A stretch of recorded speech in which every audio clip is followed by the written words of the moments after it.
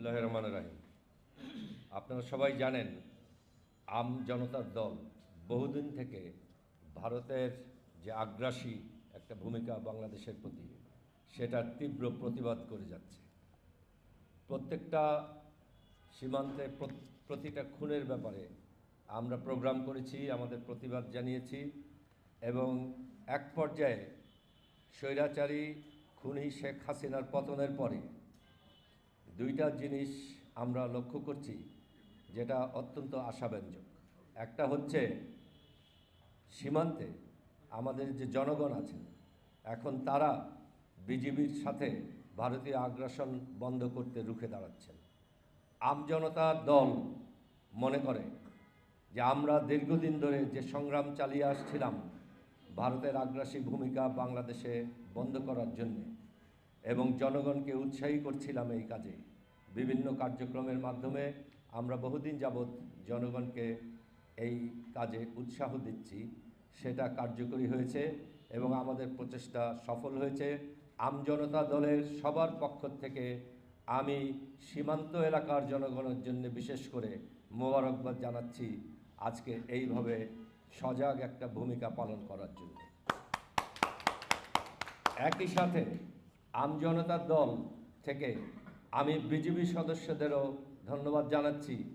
তারা তাদের খুনি শেখ হাসিনার আসর থেকে মুক্ত হওয়ার পরে এখন বিভিন্ন সীমান্তে যে বৈপ্লবিক একটা ভূমিকা দেখাচ্ছেন, সেটাই হওয়া উচিত ছিল তাদের ভূমিকা প্রথম থেকে।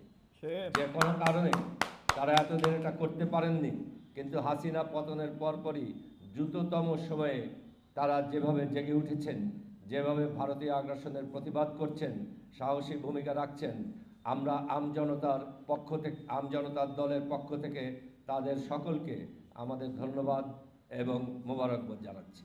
আমি আশা করব বাংলাদেশের প্রতিটি সচেতন নাগরিক এইভাবে ভারতীয় আগ্রাসনের বিরুদ্ধে রুখে দাঁড়াবেন, সাহসের সাথে আপনার ভূমিকা রাখবেন, তাহলেই ভারত পরাজিত হবে ইনশাল্লাহ। আমরা একটা জায়গায় এখনও মনে করি আমরা পরিপূর্ণতা লাভ করিনি এই আগ্রাসন বিরোধী যুদ্ধে, সেটা হলো আমাদের সরকারের যে আচরণ। সরকার অনেক বিষয়ের প্রতিবাদ করছেন ভারতের সাথে, যেটা খুনি শেখ হাসিনার সময় একেবারেই করা হতো না, কিন্তু তারা যা করছেন আমাদের কাছে সেটা যথেষ্ট মনে হচ্ছে না। আমরা আমজনতার দলের থেকে মনে করি সরকারের যে ধরনের প্রতিবাদ জানানো উচিত যে কোনো একটা সীমান্ত বিষয়ে ভারতের আচরণের ব্যাপারে, সরকার সেটা প্রতিটা ক্ষেত্রে করতে পারছেন না। সরকারের সাহসের কোনো অভাব থাকা উচিত না, কারণ বাংলাদেশের সকল জনগণ আপনাদের সাথে আছে।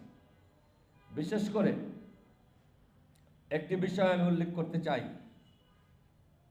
যে শেখ হাসিনা সরকারের চাপে ভারতে বসে বিবৃতি দেওয়া কিছুটা কমালেও নতুন করে দেখা যাচ্ছে পশ্চিমবঙ্গের থেকে, বাংলাদেশের থেকে যে সমস্ত স্বৈরাচারী নেতা পালিয়ে পশ্চিমবঙ্গে আছেন তারা ওখানে বসে বিভিন্ন পত্রিকায় বা টিভি চ্যানেলে বা ইউটিউবে বিবৃতি দিচ্ছেন আমাদের সরকার বিরোধী এবং আমাদের জাতীয় যে আকাঙ্ক্ষা তার বিরুদ্ধে তারা কথা বলছেন।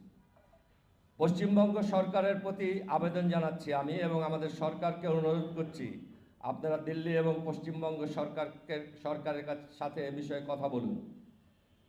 কেমন করে যে পশ্চিমবঙ্গ সরকার বা ভারত সরকার একবার ঘোষণা করছে শয়ে শয়ে বা হাজারে হাজারে বাংলাদেশি অনুপ্রবেশকারী ভারতে ঢুকে বসে আছে এবং দিল্লিতে বিশেষ পুলিশ টাস্ক ফোর্স করা হচ্ছে তাদেরকে ধরার জন্যে, সেখানে এই সমস্ত পলাতক খুনি নেতারা যারা এখান থেকে গেছেন তারা ওখানে কিভাবে আশ্রয় পাচ্ছেন এবং বক্তৃতা বিবৃতি দিচ্ছেন।